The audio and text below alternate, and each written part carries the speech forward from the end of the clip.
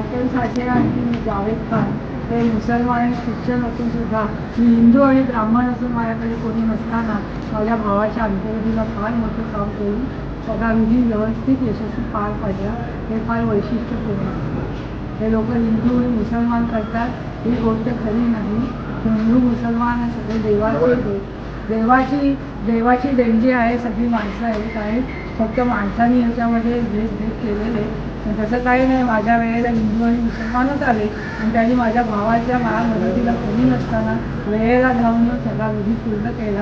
आणि त्यांची कृतज्ञता आयुष्यभर विसरणार नाही. नमस्कार. पवित्र रमजान महिन्याच्या अगदी शेवटच्या टप्प्यात आलो असताना एक पवित्र काम आमच्या उम्मत सामाजिक संस्थेच्या मार्फत आज झालं.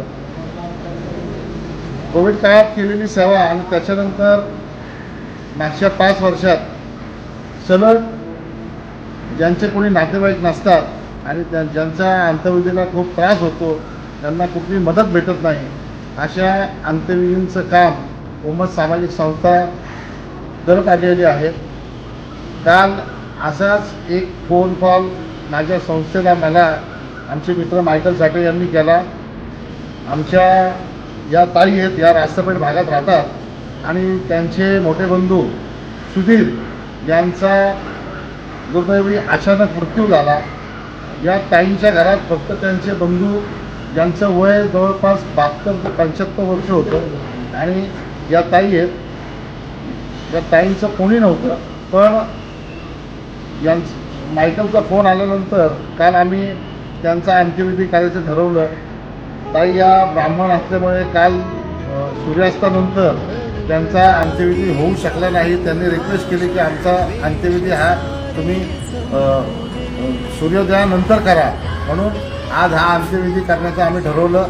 सकाळी हे काम हाती घेतल्यानंतर ससून हॉस्पिटलमधून बॉडी रिकवर केली आणि त्याच्यानंतर वैकुंठ स्मशानमधून येथे आलो.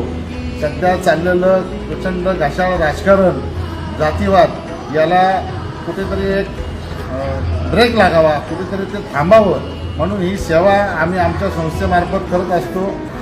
अशीच सेवा जर कधी कोणाला हवी असल्यास आमच्या उम्मत सामाजिक संस्थेला तुम्ही करा, कॉल करा. धन्यवाद.